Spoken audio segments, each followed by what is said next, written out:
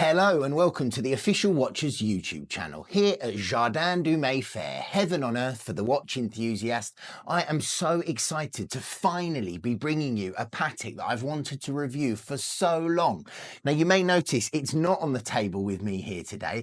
It actually sold in store, but luckily I have filmed the watch yesterday, so it was collected this morning, and let's get going, find out what it is. Guys, just a very quick one to say before we get started, my tech team tell me up to 62% of you guys aren't subscribed. So if you could tap that subscribe button, it would mean the world to me. And it means I can keep these videos coming fresh and hot every single week. So I'm just going to wait. Tap subscribe. Thank you so much. So what have we got today? It's the Patek Philippe Calatrava Pilots Alarm Time.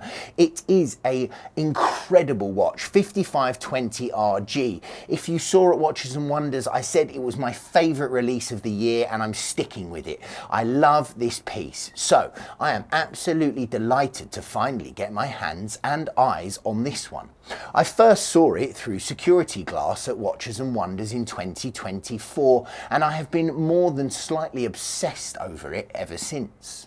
This is the Patek Philippe Calatrava Pilots Alarm Travel Time. So not only will you have a couple of time zones covered, you've got a glorious chiming alarm to boot.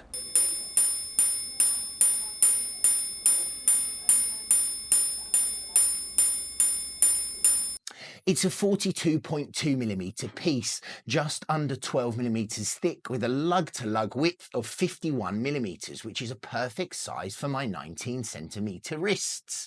Thierry Stern, take note, if you ever fancy sending me a gift in the post, this would be one of them. The slightly inconvenient lug width of 21mm keeps the head well balanced on the wrist. Fortunately, the matte and chestnut pilot style leather strap is a perfect choice for this watch, so I would never change it up myself.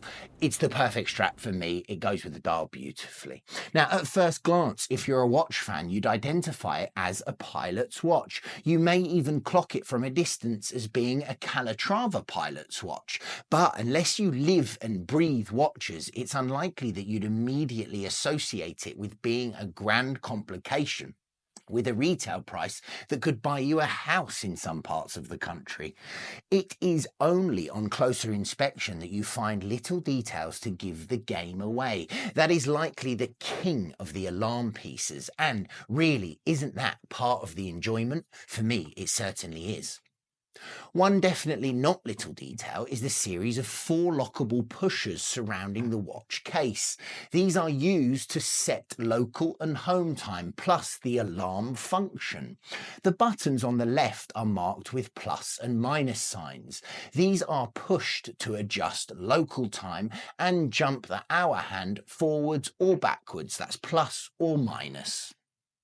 The top button on the right side of the case is pushed to switch the alarm on and off. The alarm is always synchronized with local time.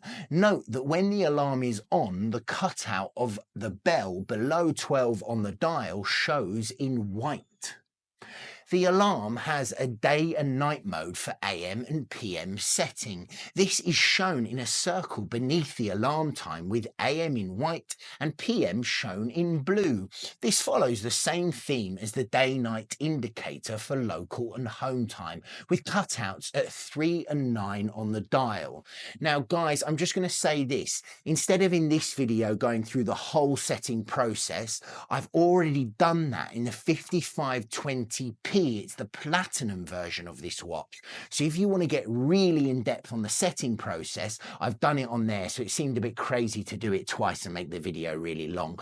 But if you want to see that, check it out. I'll pop the thumbnail up in the corner there. Another thing that is very important to note about this watch, and you must remember this, is if the watch is not fully wound, the alarm won't strike, as it needs the power to fully charge the gongs. And when you hear this thing, you'll realise that that is completely fair enough.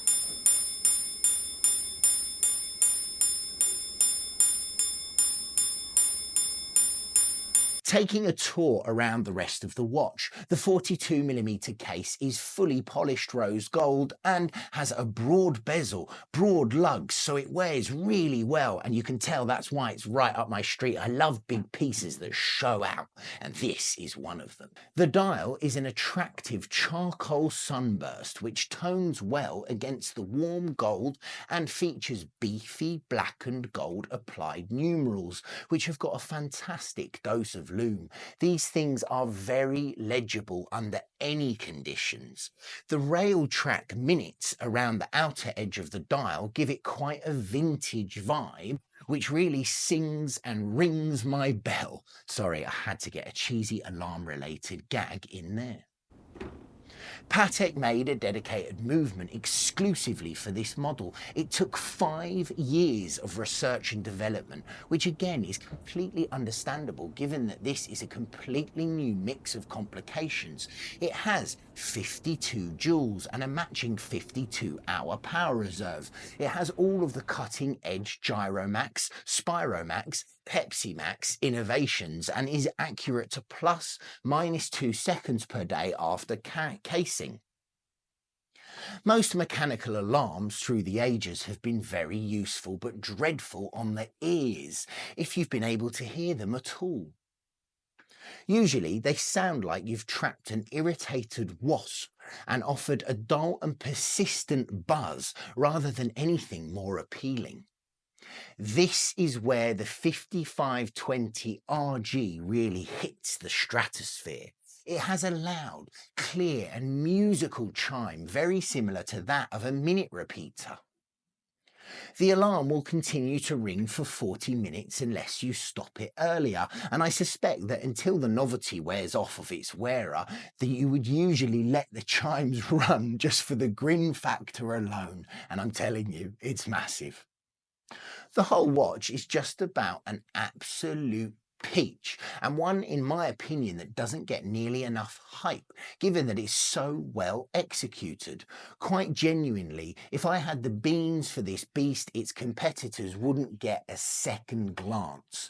I'm totally in love with it. You can probably tell that, guys. Let me know what you think of this watch in the comments. 5520 RG, I am in love with it and I can't wait to hear your thoughts. Thank you for joining me here at Jardin du Mayfair for another world first review.